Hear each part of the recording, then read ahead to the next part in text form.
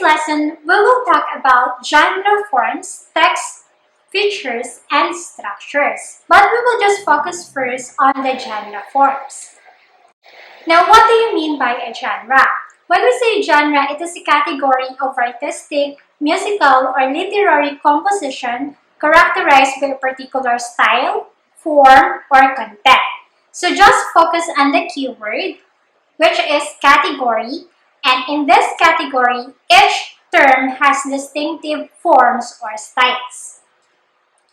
We have here different literary genres. We have prose, poetry, and drama. Let's discuss this one by one.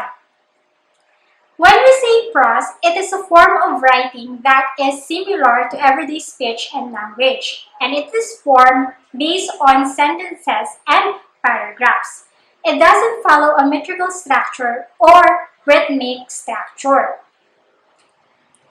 Now we have two main categories of prose, which are fiction and non-fiction.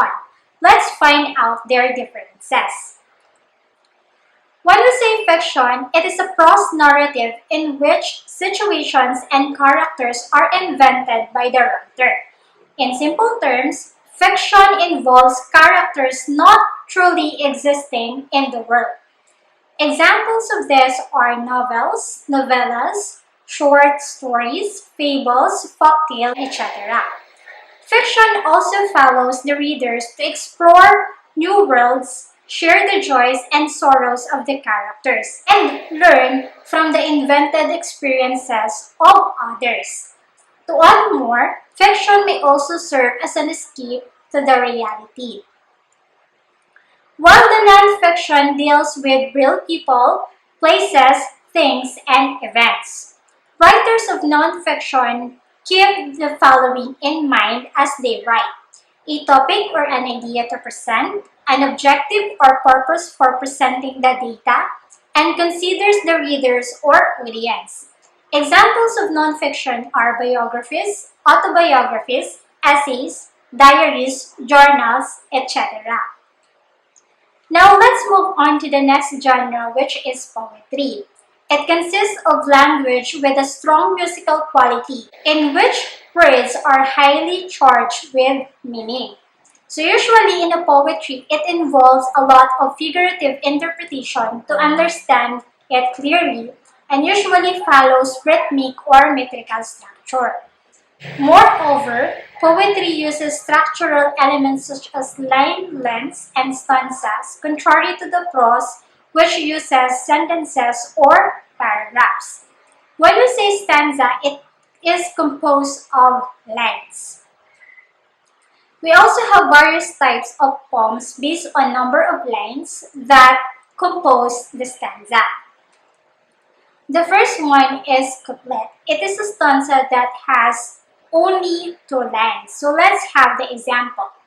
My mother, she sings with her heart open. I barely could understand until I comprehend. As you can see, this poem has only two lines. Thus, it is a couplet. Next is the tercet, which is composed of three lines. The example is below. An old silent pond, a frog jumps into the pond, splash, silence again. Next is the quatrain, which consists of four lines. If you count this poem, it has four lines. So we have 1, 2, 3, 4 lines. A summer day, a winter night, fluffy clouds, stars shine bright. Appreciate all here on earth. Mother Nature, what is she worth? So we have four lines. Next is the cinquain, which has 5 lines with the example below. Next is the sestet, which comprises of 6 lines. The example is also below. And last is the sonnet, an entire poem with exactly 14 lines. And the example is below. So if you're going to count that, we have 14 lines. We also have a variety of forms of poetry. First is the lyric poem. It expresses the author's mood, emotion, and reflection in musical language. Here, the poet presents the character in the first person to express emotions. So it derives its name from the lyre, a musical stringed instrument, and this lyric poem is intended to be sung, usually with the accompaniment of the instrument lyre. A lyric poem has different types. First, we have the ode. The ode elaborately structured poem praising or glorifying an event or individual, describing nature intellectually as well as emotionally. In other words, it shows respect for or celebrates the worth or influence of another. The word ode comes from the Greek word oide, meaning to sing or chant. Example, nature is fantastic as it brings gems that delight every soul. So here, this poem praises the nature. Next type of lyric poem is elegy. It is a poem of serious reflection, usually a lament for the dead. That's why its subject matter deals with death. It is written in honor of someone deceased. Example, here, Captain, dear father, there's arm beneath your head.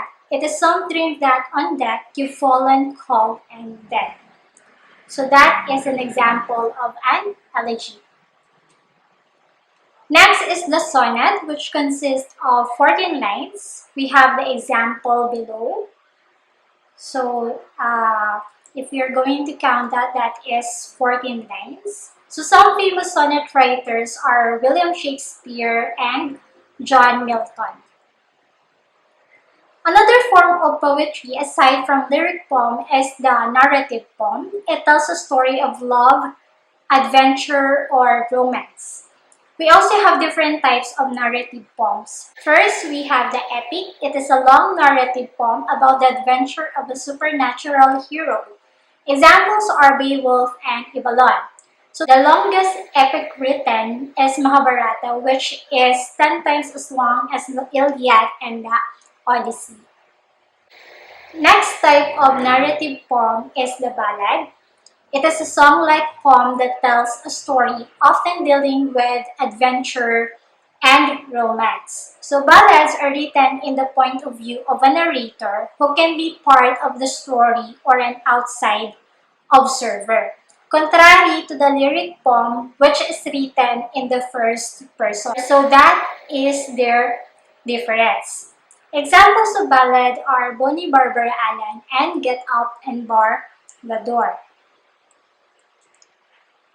Next is the medieval romance. It is a tale that deals with heroes of chivalry like famous kings and knights. Example, The Song of Roland by Chanson de Roland.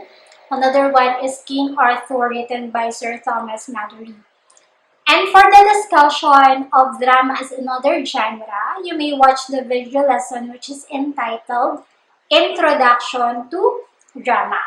So that's all for today. I hope you've learned something from me. Thank you.